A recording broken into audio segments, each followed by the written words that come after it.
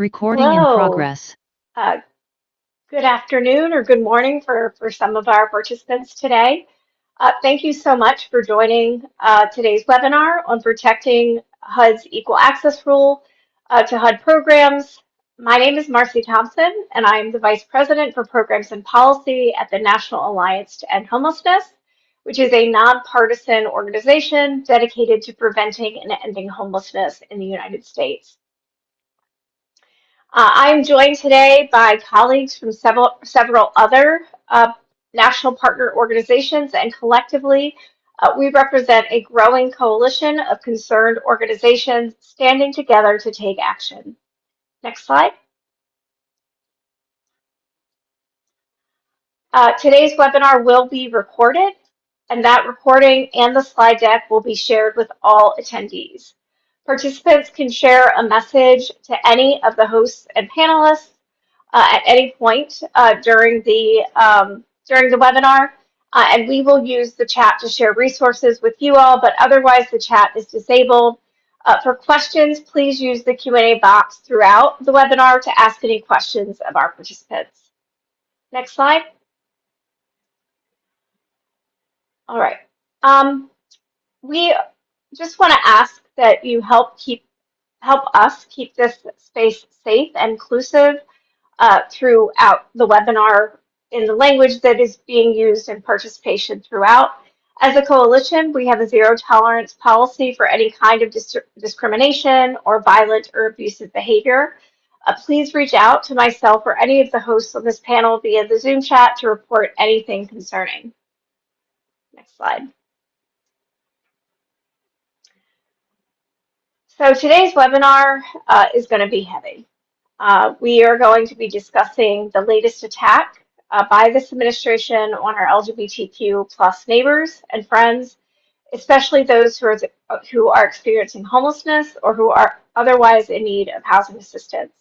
Specifically, we're going to be talking about the Department of Housing and Urban Development's Equal Access Rule and the recent proposed rule changes by the administration to gut the protections that are offered through that regulation, including and most critically the protections for transgender individuals who are seeking shelter or services funded through HUD's community planning and development programs.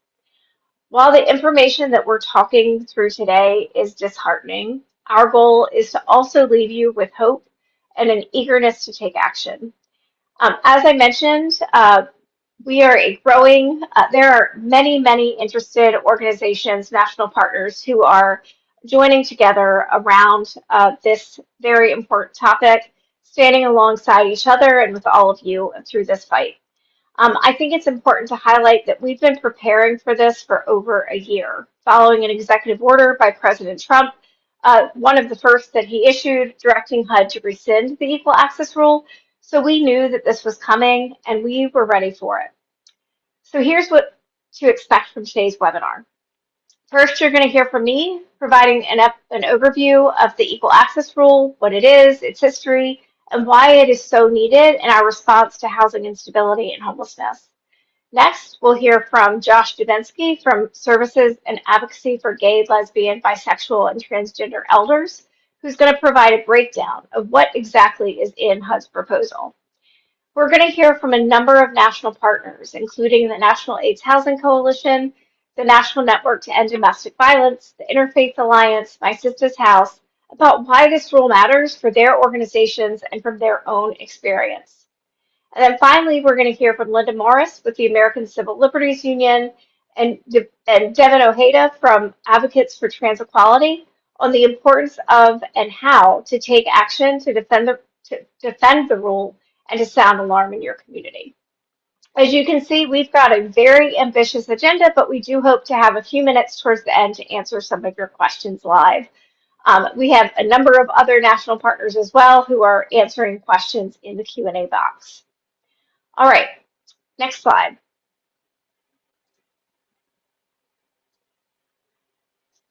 So I want to just talk through a little bit about the context and importance and why this matters, right?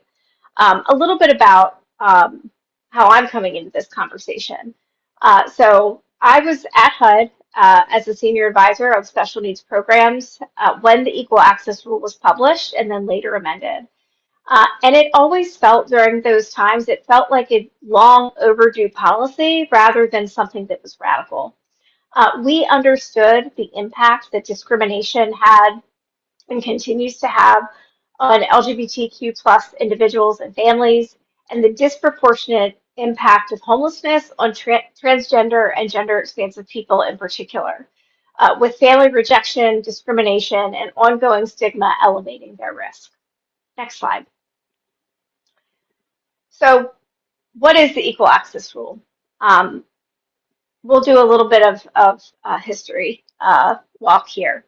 So back in 2012, HUD published its final rule entitled Equal Access to Housing in HUD Programs, regardless of sexual orientation or gender identity. This rule was promulgated to ensure that HUD's housing programs would be open to all eligible individuals and families, regardless of sexual orientation, gender identity, or marital status. And housing providers could not consider actual or perceived sexual orientation, gender identity, or marital status in determining whether a group of people constitutes a family or household. The 2012 rule stopped short, however, of providing protection specifically for transgender individuals seeking shelter and assistance in a facility with shared bathing or sleeping spaces like many of the emergency shelters. So we spent time over the next few years really intentionally talking with impacted households, shelter operators, and other stakeholder groups to understand what protections would be needed. So that in 2016, we published a follow-up rule entitled Equal Access in Accordance with an Individual's Gender Identity and Community Planning and Development Programs that was informed by all of that great feedback. So the 2016 Equal Access Rule ensures equal access specifically to HUD's Office of Community Planning and Development, or CPD programs, and really specifically to shelters. In accordance with it ensures equal access to those programs and to shelters and other facilities, uh, ensuring that placement into those spaces is in accordance with the shelter seeker's self-identified gender identity. The amendments constituted a crucial policy to improve the treatment of gender expansive individuals and securing assistance when in crisis. This rule required that individuals, in when they're in crisis and going to an emergency shelter or any space with shared sleeping or bathing areas, that they be accommodated based on their self-determined gender identity, not sex at birth, and providers could not ask intrusive questions or demand medical evidence. Instead, HUD emphasized that a person's own statement of gender identity governed placement decisions. And HUD's primary mechanism to enforce this rule was through reporting. And then, so individuals or other organizations could report instances of discrimination, and then HUD would have to investigate that. This was one of the last major actions by HUD during the Obama administration's second term. It was also one of the first under attack when Trump became president the first time. Next slide. So just a brief timeline. Again, almost immediately after, or building off the timeline. So 2012, 2016, and then we got to Trump came into office the first time, and almost immediately, HUD began removing LGBTQ plus protections from any of HUD's funding priorities, and the protections were routine. Those protections that did exist were criticized by leaders. Enforcement actions were weakened. In 2020, there was another proposed rule that proposed changes that would have allowed, not mandated, but allowed HUD-funded shelters to consider biological sex, privacy concerns, and other considerations when deciding whether to admit or place transgender individuals in sex-segregated shelters. There was a huge mobilization effort by largely this group that you're going to be hearing from today and others, who mobilized and launched a campaign during the 60-day comment period in which organizations and individuals could submit their concerns.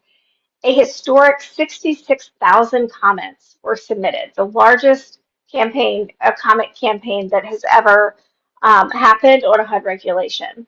The result, it didn't go forward. They couldn't get it out during the remainder of Trump's first term. And when the Biden administration came into place, they withdrew that proposed rule, and it stayed in effect.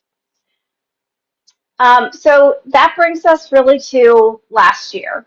Last year, almost immediately, there was an executive order by the White House that issued a directive to HUD Secretary to rescind the rule. After that, HUD Secretary issued a directive almost immediately, halting all enforcement of the Equal Access Rule, and then soon thereafter started the regulatory process. So now we're here, and we'll hear more about the rule itself and the comment period in just a moment. So the last thing I just want to touch on is reinforcing why this is so important. The need for these protections is rooted in both data and lived experience. Just this week, the Alliance published a brief highlighting the findings of the 2022 U.S. Trans Survey, which finds that transgender and gender expansive people in the United States face a disproportionately high risk of homelessness. Systemic discrimination, weak policy protections against discrimination, and social stigma drive this trend. The data reveals that nearly 1 in 3 respondents has experienced homelessness in their lifetime, 8 times the rate of the general population. 1 in 14 of those respondents reported having experienced homelessness just in the prior 12 months. People should not be scared of asking for help. And yet, even with the equal access rule protections that are in place, our gender expansive neighbors continue to overwhelmingly experience a disproportionate rate of homelessness, which has dire consequences. We cannot afford to go back.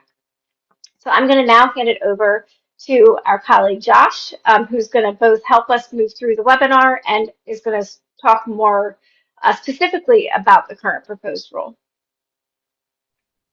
Great. Thank you so much, Marcy. Now that we have an understanding of what the Equal Access Rule does and why it is so important, I want to walk through exactly what HUD is proposing. First, HUD is proposing a new regulatory definition of sex. The proposal removes all references to gender, gender identity, and actual or perceived sexual orientation. It replaces these terms with a new definition of sex, which it defines as an individual's immutable biological classification as either male or female.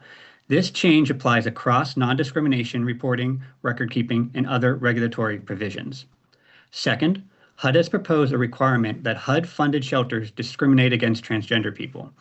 The proposal requires all admissions, placement, and accommodation in temporary emergency shelters and other facilities with shared sleeping quarters or bathing facilities to be made in accordance with an individual's HUD-defined biological sex, rather than self-identified gender identity. The proposal also requires grantees to follow the new definitions or risk the loss of federal funds. This would be enforced even if states and local laws conflict with the new guidance and grantees are faced with a loss of state or local funding. Third, HUD has proposed granting permission for providers to require evidence of sex. The proposal removes prohibitions on inquiries into gender identity and allows providers to require reasonable assurances or evidence to establish a person's sex. Finally, HUD has proposed the removal of protections across HUD programs to defend against discrimination based on gender identity and sexual orientation. Next slide. Now, HUD attempted to justify the need for these proposals, but it's done so with easily refutable claims. First, HUD cites Executive Order 14168, titled Defending Women from Gender Ideology, Extremism, and Restoring Biological Truth to the Federal Government, as specifically directing the agency to prepare rulemaking to rescind the 2016 rule and remove any references to gender identity from agency regulations. But despite this directive from the White House being clear in its opposition to the Equal Access Rule, it does not provide sufficient legal authority to change definitions of words and eliminate civil rights protections. Second, HUD asserts that the agency does not have the authority to issue the Equal Access Rule, and the agency relied on the rationale that it is not authorized to expand for housing protections based on gender. However, The Bostock Supreme Court ruling, combined with the Fair Housing Act, provides the congressional and judicial direction required for HUD to issue the Equal Access Rule, in addition to HUD's general rulemaking authority. Third, HUD leans heavily into the claim that it has to repeal the Equal Access Rule in defense of women. HUD claims that the rule has increased the risk of sexual harassment and assault for women seeking shelter by requiring providers to house trans people in shared spaces. But HUD does not back up this assertion with any findings. HUD provides no evidence, data, or stories that the Equal Access Rule resulted in more women experiencing harassment or assault as a result of the Equal Access Rule. It is telling that in the decade plus that the EAR has been in place, HUD could not find any examples to cite for the public record that would back up this claim. In direct contradiction to HUD's claim, the last time HUD attempted to roll back these protections, over 300 domestic violence shelter providers signed on to a national letter in support of the Equal Access Rule. And fourth, HUD also relies on the claim that defending religious liberty is a key reason for needing to get rid of the Equal Access Rule. HUD claims that the rule violated the rights of faith-based service providers by requiring them to serve individuals against their religious beliefs. But again, HUD does not back up this claim with any evidence. There are no records of faith-based complaints from service providers pertaining to the EAR. HUD has also not responded to Freedom of Information Act requests recently seeking documentation of service providers who have requested a waiver. In the proposal to repeal the EAR recently released, HUD was only able to cite a single case of a faith-based provider challenging a shelter access rule, but the one example was unrelated to the federal Equal Access Rule and focused solely on a local city ordinance in Alaska. If HUD's true concern was the sincere objection of faith-based providers, it is unclear why they are proposing that every provider be forced to adhere to these beliefs, especially since authority already exists to grant limited waivers for just such circumstances. Moreover, numerous faith-based organizations opposed the effort to repeal the EAR in 2020 and continue to affirm the rights of LGBTQ+ people seeking shelter. The impact of the Equal Access Rule is broad, and HUD's proposal would be devastating, but the coalition fighting to preserve it reflects the strength and importance of this fight. Next, we're going to hear from partners representing many communities, and I'm pleased to turn it over to Lauren Banks.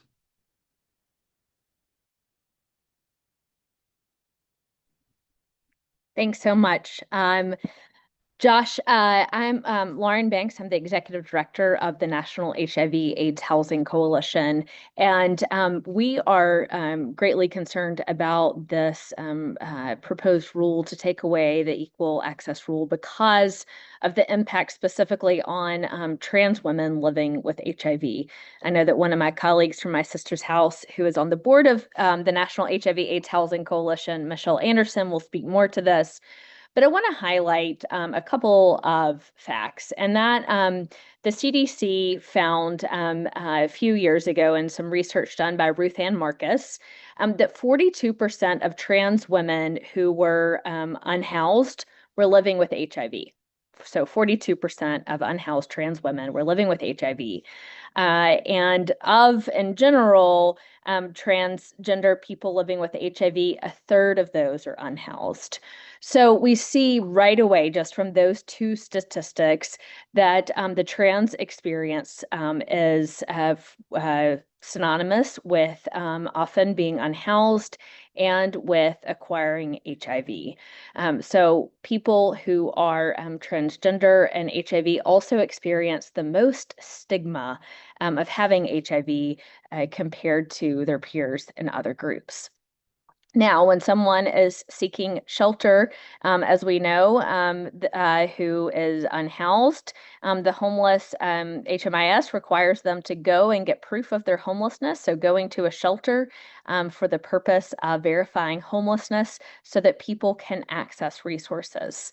If this proposed rule to go through goes through, that will require transgender people to go to a shelter that does not fit with their gender identity, thereby making them more vulnerable to violence, to humiliation, and of course, exacerbating stigma.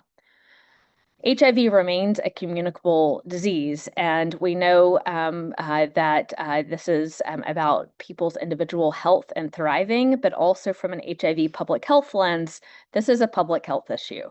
We need to make sure that people who are transgender and living with HIV are able to adhere to their medication, and housing is one of the biggest determinants of somebody being able to adhere to their medication. Medication gets stolen all the time. Stigma for HIV is still rampant. And so at the National HIV/AIDS Housing Coalition, we are encouraging people to submit comments and to take into account the impact on the HIV community, specifically for trans and non-binary persons. So thanks for having us on this call, and we look forward to working with all of you. Thank you so much, Lauren. And I'm next pleased to turn it over to Melina.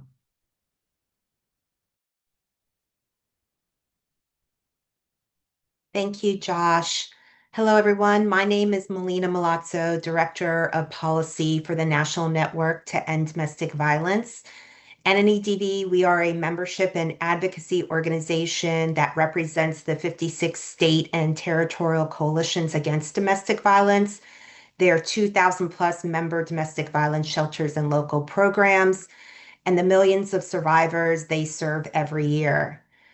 It's on this basis that I'm here to say in unequivocal terms that NNEDV strongly opposes weakening the equal access rule or eliminating protections it provides for transgender and non-binary people.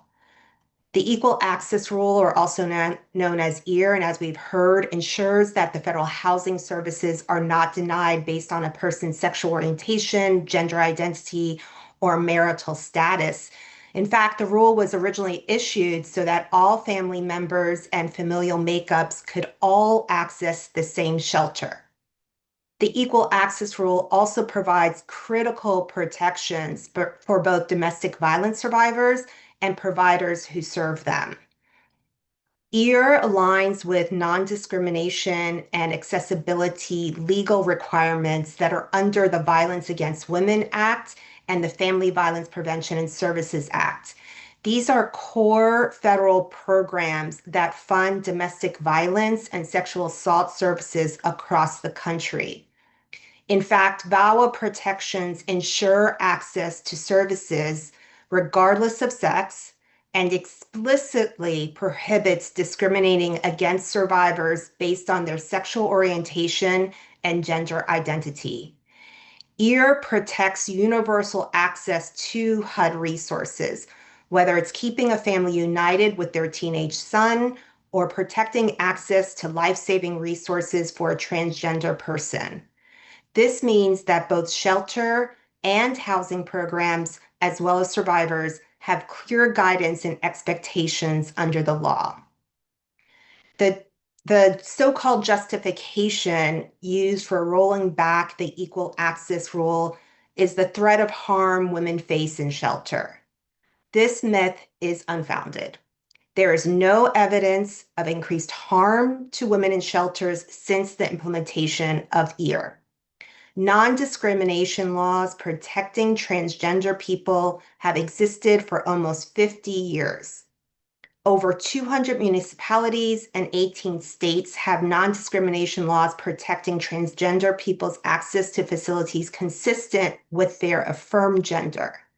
These laws have protected transgender and non-binary people from discrimination without any evidence that they jeopardize others' safety. No jurisdiction has seen a rise in sexual violence or other public safety issues due to these non-discrimination laws.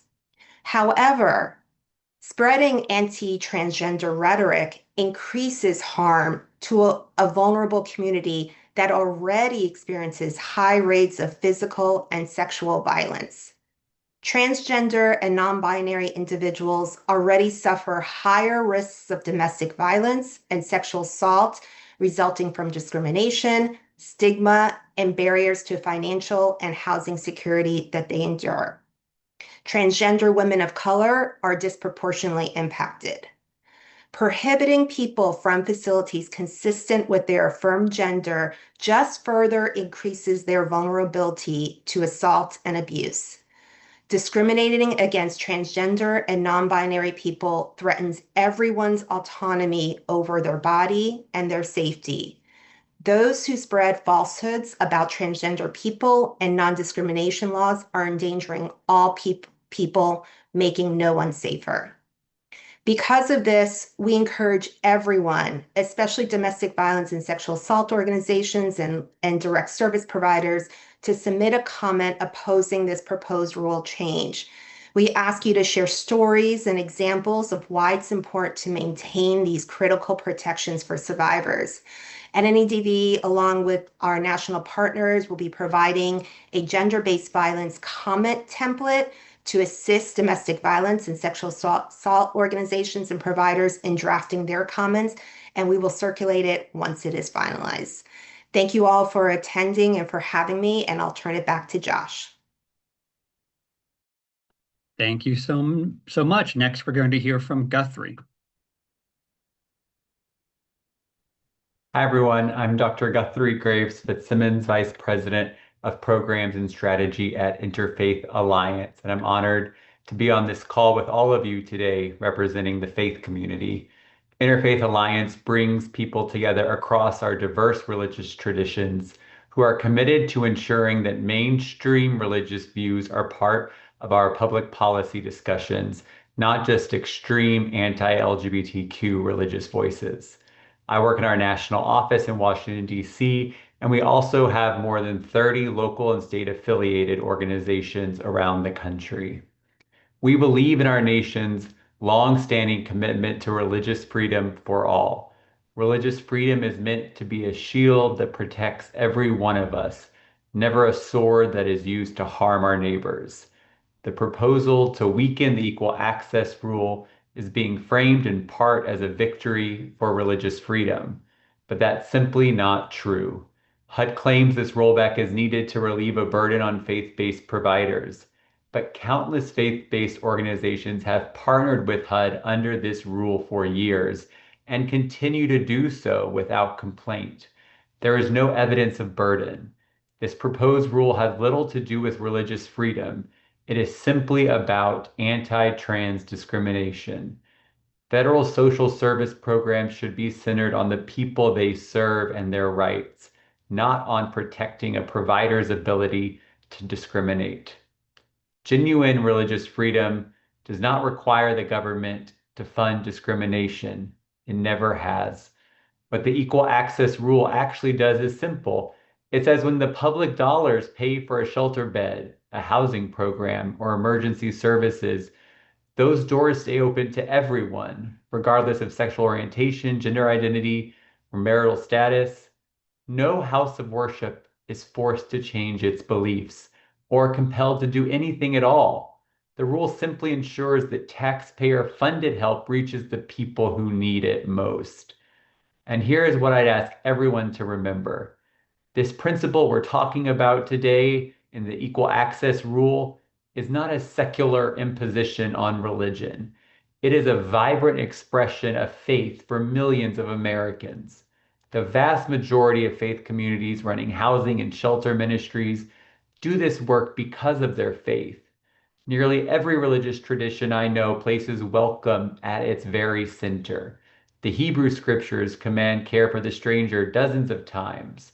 In the Gospels, Jesus teaches that how we treat the most vulnerable among us is how we treat God. Islam calls the faithful to shelter and protect those in need. Hospitality to the stranger is at the heart of many religious traditions. The equal access rule is about hospitality for all. When we weaken it, we are not protecting faith. We are betraying one of many faith traditions' oldest and most sacred obligations. We should also be honest about who is harmed. Trans and non-binary people are not strangers to faith communities. They're in our congregations, our families, our friends, the young people we have watched grow up in our pews. They are also among those at the very highest risk of homelessness in this country. When a trans woman fleeing violence is turned away from the only shelter in her county, that is a person of sacred, immeasurable worth left out in the cold. And people of faith should be the first to say that that is wrong. Religious freedom belongs to trans and non-binary people. Many are people of deep faith. When the language of religion is used to push them out of safety, it doesn't just harm them, it diminishes everyone's religious freedom by pretending that religious freedom only belongs to some of us. So here is my charge to everyone on this call, especially my fellow people of faith. We carry moral authority into this comment period. When a clergy member, a congregation, or a faith-based provider says, "Not in our name," our tradition calls us to welcome, not turn away. Our testimony lands differently. It reframes this entire debate. And we are not new to this fight. Faith-based organizations opposed this very rollback in 2020, and they continue to affirm the rights of their LGBTQ neighbors seeking safety. Faith communities across the country are watching, and many of them are here with us in this coalition. So please submit a comment, and if you're a person of faith, speak as one when you submit your comment. Tell HUD that real religious freedom protects people, it never abandons them. Great. Thank you so much, Guthrie. Next, I'll turn it over to Michelle.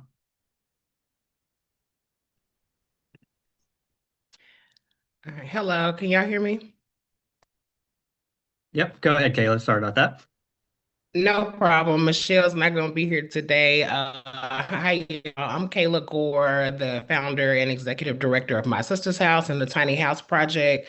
That's located in Memphis, Tennessee. Thank you all for being here today. This swell of support really shows a lot.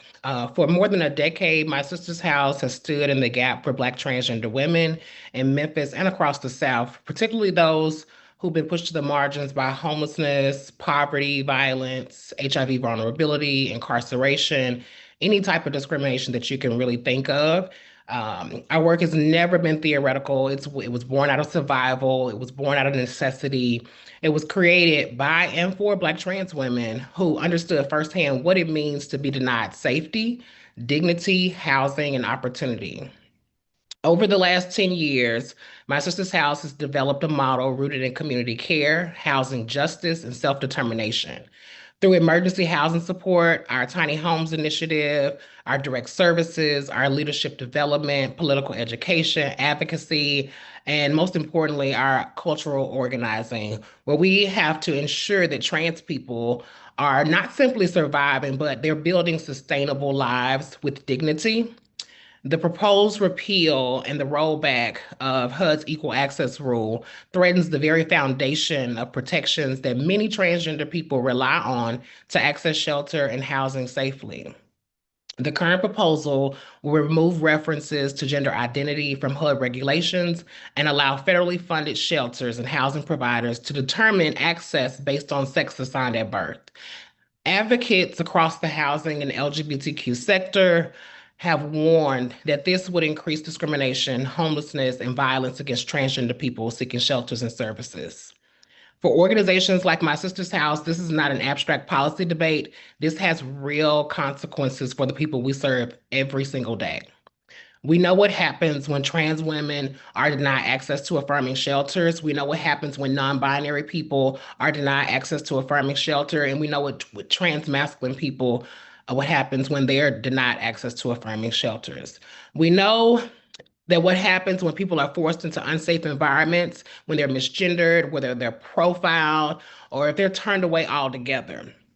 Many of the people in our community have already experienced violence in shelters, housing instability, rejection from their family, criminalization, and any other barriers to employment simply because they're transgender. The Equal Access Rule was established to ensure that people across HUD-funded shelters and programs are housed in accordance with their gender identity without invasive questioning or discrimination. The current proposed rollback opens the door to harmful practices that force providers to police bodies and identities rather than providing care and housing. At my sister's house, we believe housing is a human right. Safe shelter should never depend on whether someone conforms to narrow political definitions of gender. And we should be able to access those things safely. Trans people deserve housing. They deserve the ability to exist in public spaces without humiliation or fear. And despite these attacks, our commitment remains unchanged. We will continue building community-led solutions, advocating for equitable housing policies, and creating spaces where transgender people can live fully and safely. The work of MSH has always been about more than housing. It's about protecting humanity, affirming dignity, and ensuring that people most impacted have the power to shape their own futures. This moment requires courage from service providers, advocates, policymakers, and communities across this country. When we are stripped away from resources, and especially those who are the most vulnerable among us, the consequences are measured not in politics, but in human lives.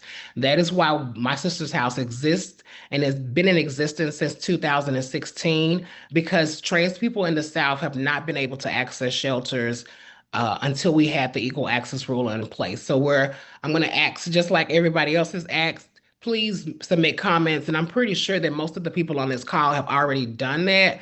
So I'm encouraging you to ask your friends and ask your neighbors and ask your coworkers to also go and submit comments in support of continuing with the equal access rule. And I'll pass it back to you, Josh. Thank you so much, Kayla. Now that we have a better understanding of the importance and breadth of support for the equal access rule, it's time to turn to focus on what we can really all do to protect us and delve into that a little more. We're currently in the key part of the process known as the public comment period, and I'm going to turn it over to Linda to talk a little bit more about that. Thanks so much, Josh, and hi all. My name is Linda Morris. I use she, her, and they, them pronouns, and I'm a senior staff attorney at the ACLU and our Women's Rights Project. I'll be sharing a brief overview of the administrative process and why this comment period is so important. So as Josh shared earlier during the presentation, the Equal Access Rule is a regulation that was adopted by HUD. And to make changes to that regulation, HUD is required by law to provide the public with advance notice of the proposed changes, as well as the opportunity to submit comments in response. And here, HUD has provided a 60-day period to submit comments, which closes on June 29th. Once that comment period closes, HUD is required to review and consider all of the comments that were submitted and to address those comments in finalizing the rule, either by making revisions to the proposed version or responding to them in other ways. And after that internal process is completed, HUD will publish the final rule so that it's codified as a federal regulation. And the timing of when that happens is pretty unpredictable and can depend on a few different factors, including how many comments are submitted and how long it takes HUD to review those comments. So if we could go to the next slide, please. Let's talk about why submitting a comment is so important in this fight. So the number one thing that I hope you all take away from me today is that your comment counts. And submitting a comment makes a meaningful and powerful difference in a number of different ways. So first, submitting public comments helps to build the record. So as we discussed just a few minutes ago, HUD is required to consider every comment in deciding what the final rule will say. And your comment will become part of the official record of what should have been considered by HUD when making changes to the Equal Access Rule. And to be honest, while we have no reason to think that this administration will be influenced or moved by our comments, what we do know is that future administrations can and often do look to prior comments when deciding to change course or to undo a prior administration's actions. And building a record is also extremely important for any future litigation to challenge the rule.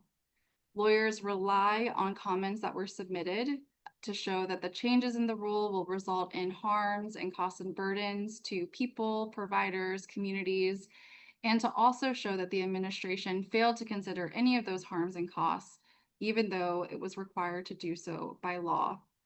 And all of this is to say, again, your comment matters and your comment counts.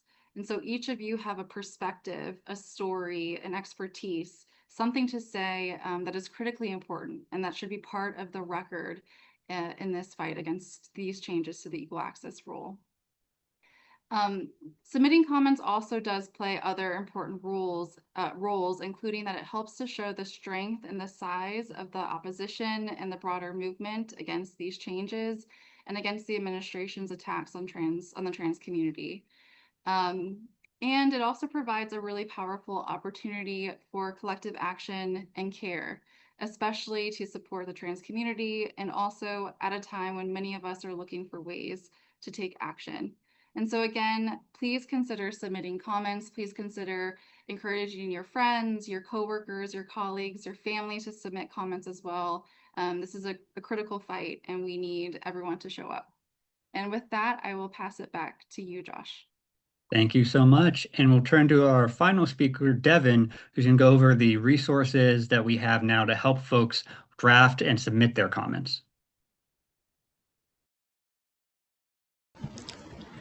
Hi, everyone. My name is Devin Ojeda. My pronouns are he, him. I am the senior national organizer for Advocates for Trans Equality, and I just wanted to show you what our website looks like and our coalition that we've developed. It's a little bit complicated, but once you go through it, it should only take a few minutes to do. So I'm going to share my screen real quick. So as you see, this is our page. I know Alec has been sharing the website to you all. If you scroll down, you'll see an overview of the rule itself. There's some FAQs on about the rule, about how to comment, how the public comments work. We also have a few guidance and templates, a social media and email toolkit if you're an organization that wants to share things. We have an info sheet from SAGE, and then the National Alliance to End Homelessness info sheet and comment drafting guidance and templates as well. If you scroll down a little bit more, you can see here a link to submit a comment. This will lead you to this link, which is also a link that you can also separately access at action.transequality.org/a/equal access rule. Again, more information about what the rule entails, a place to take action now. So here's the form that we use. As you can see, my information is already on there. Just FYI, you don't have to use your name if you're afraid. You can actually use an alias. You can change the name here to say whatever you want. It doesn't necessarily have to be your name. I do want to say that once it gets posted in the public forum, it is public for everyone. So I also wanted to emphasize that if you don't feel safe to have your name out there, you can also change it to any alias that you want, any name that you want. We also have optional questions here. Of course, if you don't feel comfortable answering them, you don't have to. This is for our internal purposes. It would not go to the federal government whatsoever. And then you scroll down and you click next, and then you'll see you can personalize your comment here. What I've done, I've already drafted a comment already, so I'll put that there.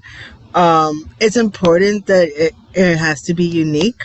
Make it your own, share your story, to explain why shelters are so important, not just for trans people, but for queer people and for gay and lesbian, bisexual folks, and then, and even people who have different marital statuses. So please make this comment your own. And then you click next here, and it will pop up this page right here. And you'll see your comments right here. And all you have to do is copy your comment and then click on this button, submit on regulations.gov.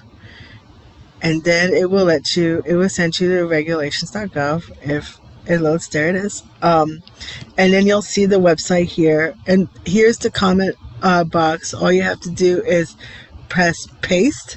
If you feel uncomfortable having this, having your name and the location, you can always erase that. But your comment should be here. If you scroll down, you can also have the choice of either being an individual that represents yourself, or you can click anonymous. Obviously let the page know that you're not a robot. Here, let me do this quickly. And then, oh, come on. I'm not a robot, I promise.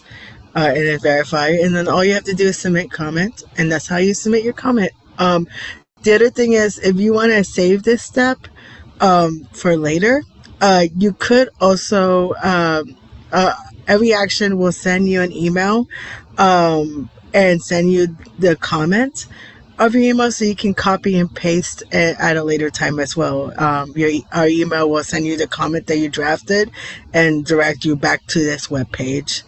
And I think that's it. We have two.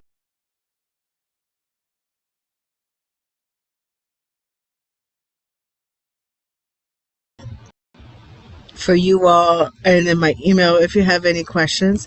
And if you're an organization that wants to help us mobilize, let us know. There's a Google form as well if you want to be part of the coalition, help us mobilize more comments. Last time we did this, we were able to get 60K comments. It is probably one of the reasons why the Trump administration, or the current administration, has couldn't pass this rule. But we're hoping to do something similar this round as well. So we're really focusing on mobilizing folks. And I think that's all I have. Thank you all for your time. I appreciate it.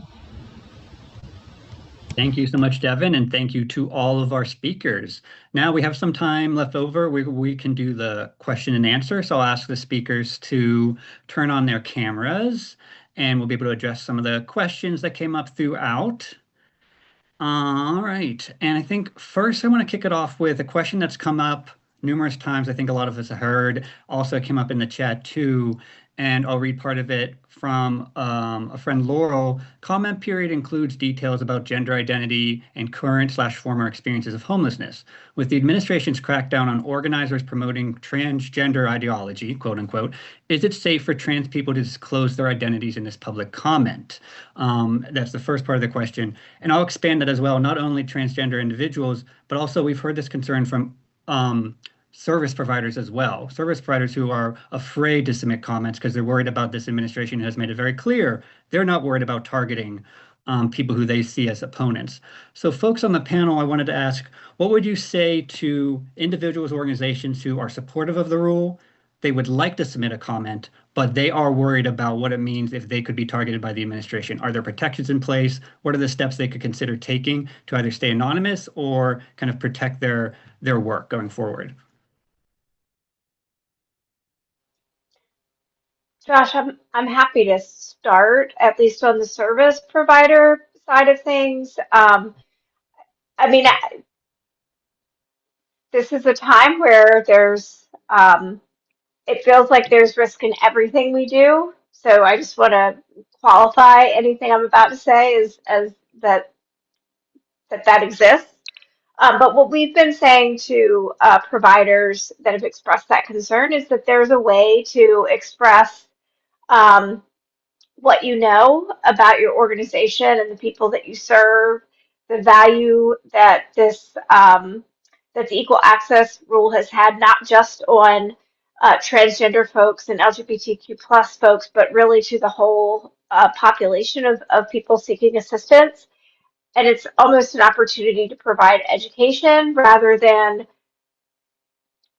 speaking in a way that is, you're wrong, you're awful, you're this, you're that, and really just focusing on the facts, and laying it out in that sort of way feels like a way to do it without siding one way or the other from a policy administrative stance.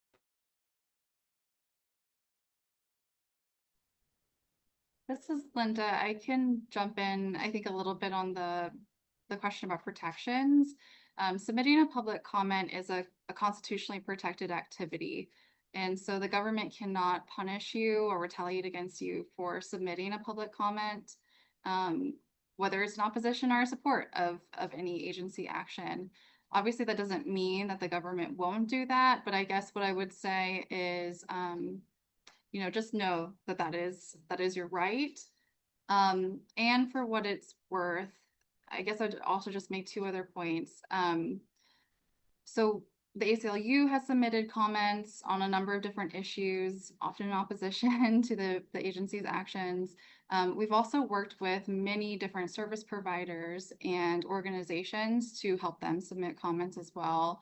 And to my knowledge, none of those that I've worked with have ever experienced any retaliation because of their submission of a public comment. Again, that's not to say it can't happen, and never to say the risk is zero, but just wanted to offer that perspective and maybe just point of reference. And then the last thing I'll say is, I think what you put in your comment is always up to you. And so if you are someone who's questioning whether you want to disclose personal details about your identity, about your family's experience or your experience, that's completely up to you and your choice. You don't need to disclose those things. And so you can always give a lot of thought and care to what feels comfortable to you. You can still express opposition and raise concerns with the proposed rule without necessarily sharing your experience and the details about your identity. So those are my 2 cents. Thank you. Any other comments to that question from the panelists? All right. Yeah, I'll emphasize too, it's the anonymous part is key as well. If you have a lot that you would like to say, it's important you can submit it anonymously, right? You can submit as a provider, but not provide information, as an individual who's experienced homelessness, but not provide those identifying information. So that's something that's open to you.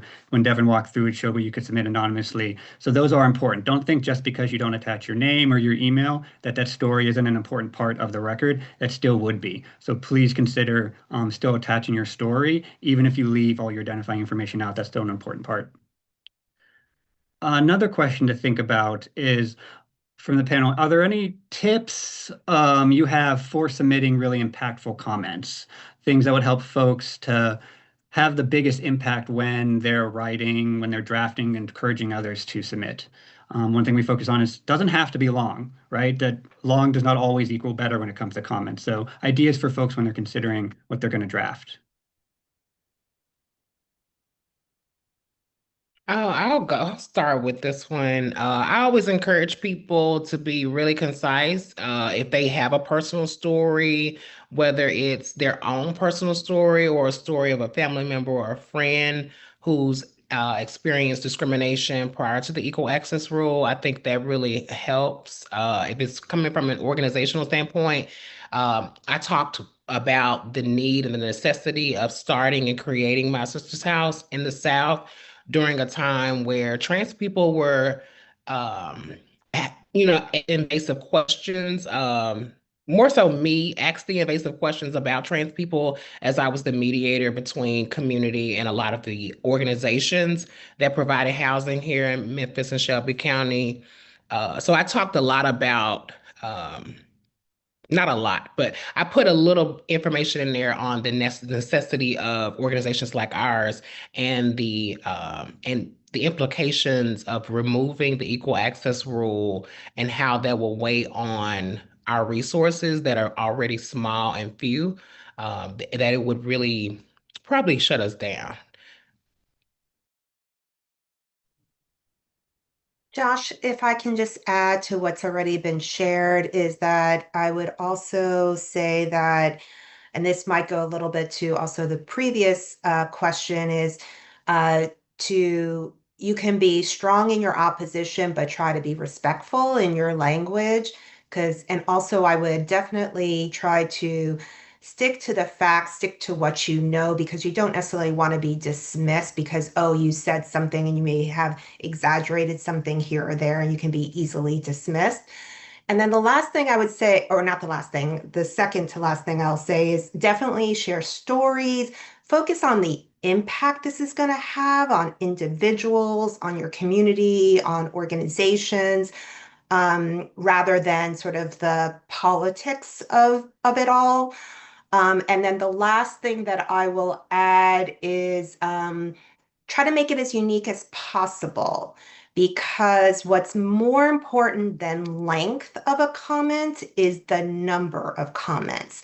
And if you are submitting all the same comments, they may just lump those together and count it as one comment versus 100 comments, for example.